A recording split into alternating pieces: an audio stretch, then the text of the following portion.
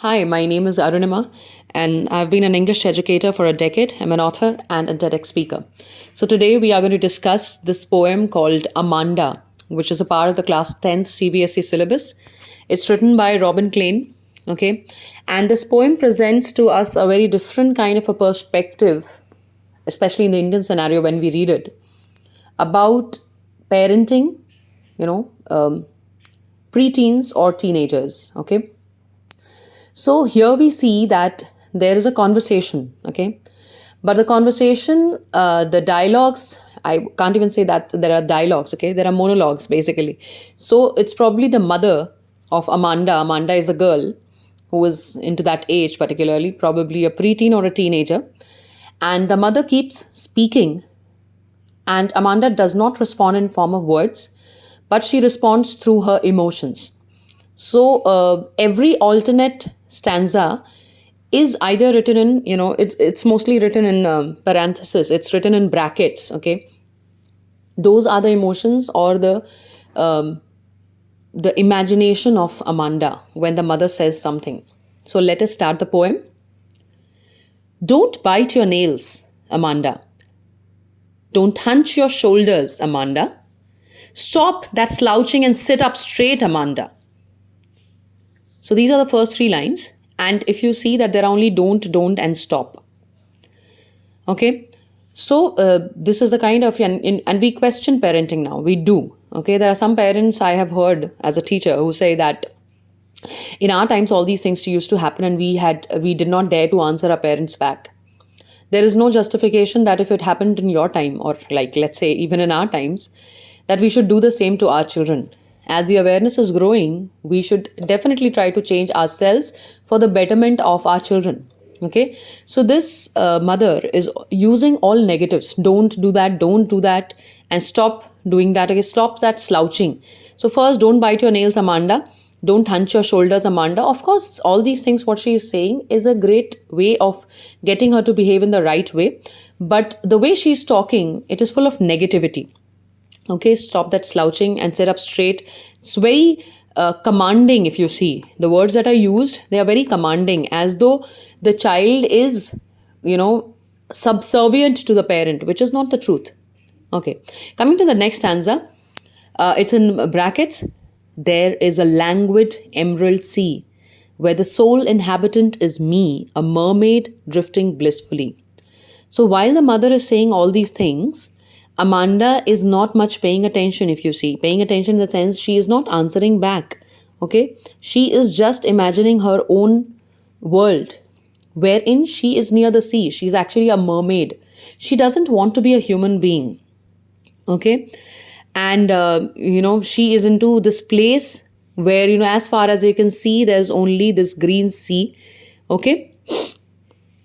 And it's a very relaxed kind of a place, languid emerald sea where the sole inhabitant, she is the only inhabitant. She doesn't want anyone along with her. A mermaid drifting blissfully. She's not even swimming. She's saying drifting. Okay. So the water is moving her. She does not even want to do so much as, perhaps swim. Then comes the next stanza wherein the mother again speaks up. Did you finish your homework, Amanda? Did you tidy your room, Amanda? I thought I told you to clean your shoes, Amanda.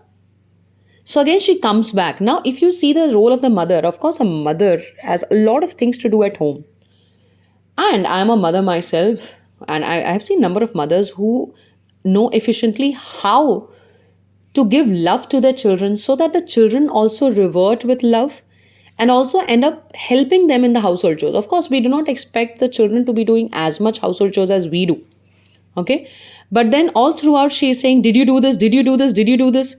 There is no conversation as such. How was your day? Okay. Are you fine? And things like that. Or, this happened, that happened. There is no conversation. There's not a dialogue. It's a monologue if you see all throughout. Only questions being asked whether things were done or not. I thought I told you to clean your shoes. And there's sarcasm as well if you see here. Okay. Amanda. Very nagging. And to quite an extent very annoying as well. So when the mother says this, what does Amanda think? I am an orphan. Roaming the street, I pattern soft dust with my hushed bare feet. The silence is golden, the freedom is sweet. It is to such an extreme that this girl is imagining how would it be if she would have been an orphan. Of course, it's extreme to think that, this girl wants to be an orphan. Orphan is a child who does not have either of the parents, okay? Amanda wants to be into that situation, okay? This is actually extreme if you ask. Roaming the street. Now she's just roaming because she doesn't have a house, so she's roaming around here and there in the street. She thinks it's a better idea. To be under a house arrest, by the mother, it's better to be actually roaming around in the street without anyone controlling me. Of course, she is a child and she does not realize the, repercussions of moving out of the house and without anyone to look after. I pattern soft dust with my hushed bare feet. Now she's imagining that she's patterning, like she is moving her bare feet on the soft dust, bare feet. She's not even wanting to wear shoes. She wants no control. Even the feet should be bare. They should not wear any shoes. The silence is golden. The freedom is sweet. So she just wants, she's craving for that moment when no one will tell her what to do, what not to do. Has she finished off a certain chore or not, and things like that. Then the mother comes again. Don't eat that chocolate, Amanda. Remember your acne, Amanda. Will you please look at me when I'm speaking to you, Amanda? So she goes on to extremes, the mother. Okay, she's stopping her. First of all, don't eat that chocolate. See, if you look at the intentions of the mother, they are all very good. Okay, but the way she is addressing it, I think one thing we as parents need to know that we should not transfer our stress to our children.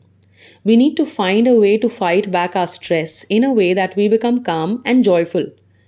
And I'm sure at this point of time, if some parents are listening, they're thinking, oh, these are better thought about than, easier said than done kind of a thing. No, I know people who are actually doing that. Okay. And calm parenting is much better because you are actually able to take care of yourself as well. And, not trouble your children, because whatever you are giving to your children, that is what they're going to multiply as an adult. Okay. Will you please look at me when I'm speaking to you, Amanda? So this is what the mother is. This is the way she's talking about. Even though she is concerned about the acne, and it's definitely fine for her to, but there's a lack of understanding. She is a female, and I think I heard it from my mother, and I heard it in some of the stories that I've read, that a mother lives, her youth twice. Once she is a young girl, and then her daughter is a young girl. Okay, but here there is no such relation. If you see, it's a disconnected kind of a relation between the mother and the daughter. And the mother is not at all excited about, other things except the fact that, don't eat that chocolate, remember your acne. So to this, what does she think? Now she imagines, Amanda is imagining, I am Rapunzel. I have not a care. Life in a tower is tranquil and rare. I'll certainly never let down my bright hair. Now, I'm sure everyone knows about Rapunzel's story. Rapunzel is a fairy tale story in which Rapunzel was actually kidnapped by a witch, and then she was later on, put into a tower. Initially, the tower had stairs, but as Rapunzel grew, the tower stairs were like broken down by the witch, okay? And by the time, Rapunzel had grown very long hair, okay? That's the magical thing about Rapunzel. She had very long hair through which the witch used to go upstairs, and reach Rapunzel and tell her that I'm your mother, okay?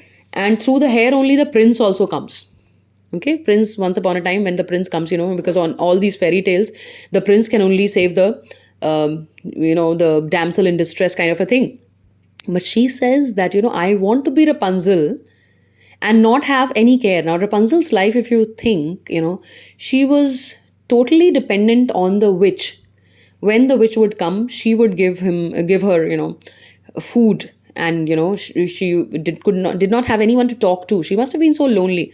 But Amanda wants to be Rapunzel, not because she wants to be lonely. She wants to enjoy solitude. And she thinks that this is a rare kind of a life. Tranquility, calmness is there. I'll certainly never let down my bright hair. She's saying that I'm going to have that long hair, but I'm not going to let it down for anyone. Neither for the witch to come up, nor for the prince to come up. Because I don't want anyone in my life. Okay, so her situation, if you see, it's like quite extreme. She is like really suffering. Then comes the final stanza which says, "Stop that sulking at once, Amanda. You are always so moody, Amanda. Anyone would think that I nagged at you, Amanda." Okay, so finally, the mother, she is saying things like, I nagged at you. People will think. Why should people think she's actually nagging at her only? Stop that sulking. Now, this is one extreme thing that I have noticed actually a few parents. They don't even realize how insensitive they are. When the child is crying, they tell the child, don't cry, dare not take out a single tear. Things like that, okay? That's extreme. I'm sorry, I got really annoyed and angry at this. So, you cannot stop your child from even expressing, you can't hold back your child from expressing his or her emotions, especially when the child wants to cry. You're always so moody, Amanda, always so moody. One thing I thoroughly believe is children are actually your reflections. You can, if you want to know what kind of a person are you, look at your children. I know that there are other people in the family who also kind of, have they can change your children into becoming something that you never wanted them to. But we are supposed to be looking at those matters. Okay, why is my child becoming like this? We should rather try to treat it and understand the psychological factors which are affecting the child, rather than asking the child, you should not do. Okay, so this is what she's saying. You're always so moody, Amanda. She's saying you're always so moody. Why is she moody?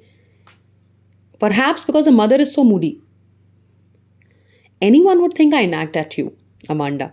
And Amanda, Amanda, Amanda. So there's repetition used all throughout. And I'm sure, I don't think I'll be finding enough time to actually talk about all the figurative devices. Perhaps I can make a podcast about types of figurative devices, but with every poem pointing it out will be kind of difficult. Especially in this poem, there are a lot of figurative devices, literary devices, that is. So you can always find them online, but I hope that my explanation helped you. Thank you so much. Signing off, Arunimaa.